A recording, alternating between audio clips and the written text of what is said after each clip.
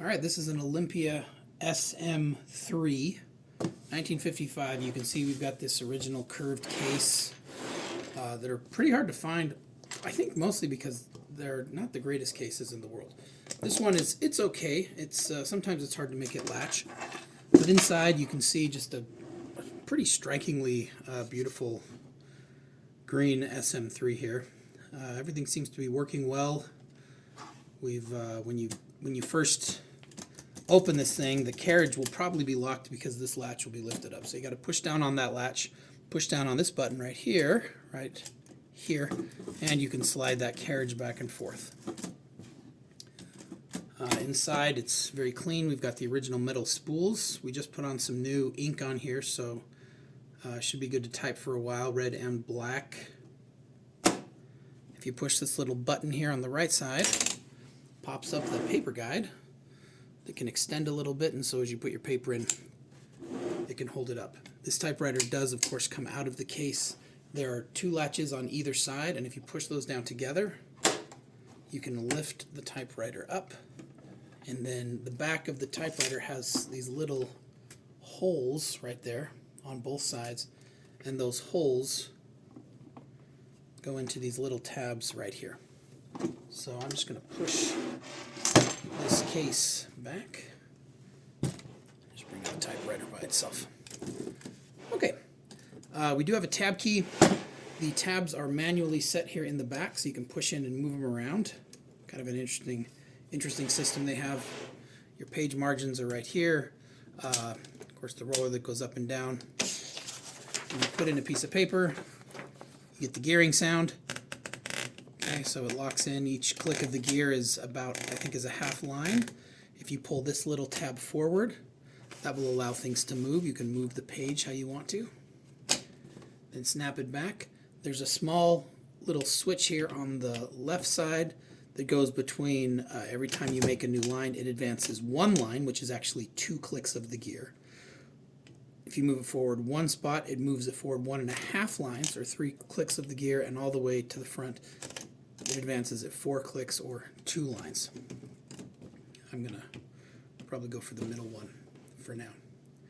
The keyboard on this, it's kind of a pan-European keyboard. So we've got a pound key and a $sign.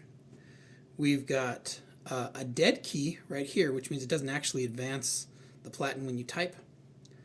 It's got a tilde and an acute accent, so you could type that and then press the N and you wouldn't have to backspace with it, which is kind of cool.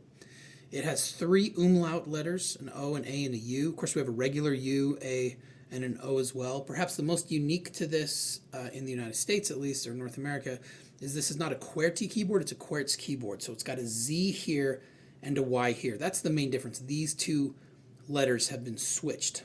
So this is a European style keyboard, where that's how they do it in Europe. As far as typing is concerned, if you know the SM3s, you know they are awesome. Oops. You can type very fast on them, and if you type too fast, they get a little stuck there, but they're easy to unstick. Of course, I'm typing nonsense right now.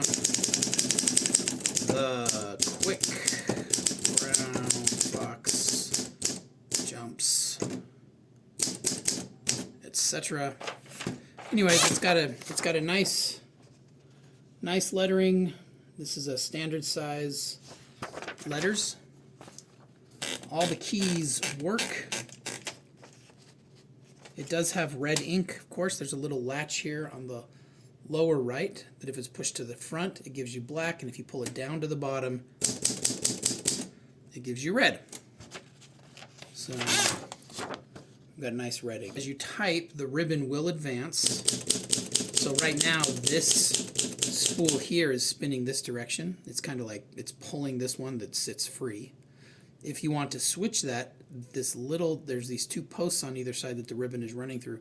Just click that the other direction, just like that. You see, there it is before, there it is after. Now, it makes this guy here doing the pulling, and this one here floats free. So that's how that switch happens, just by moving those.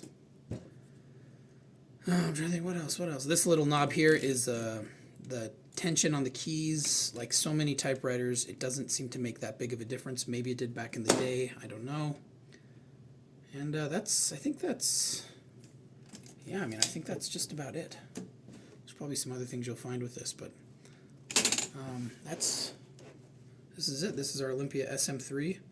I find it, I've actually been doing some writing on this this morning, and I really like it. It controls your rhythm without slowing you down.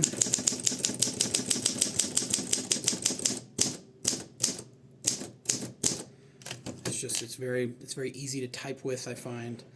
Of course, these are always a little bit slower than a computer, which is the point. If you're into writing, it sort of forces you to move at a slightly slower pace, and it also discourages you from going back, so it kind of pushes you forward as you write things. So I have 2 of these. I'm getting rid of this one, passing this one along to someone else who wants to do some writing with it. So I think that's it.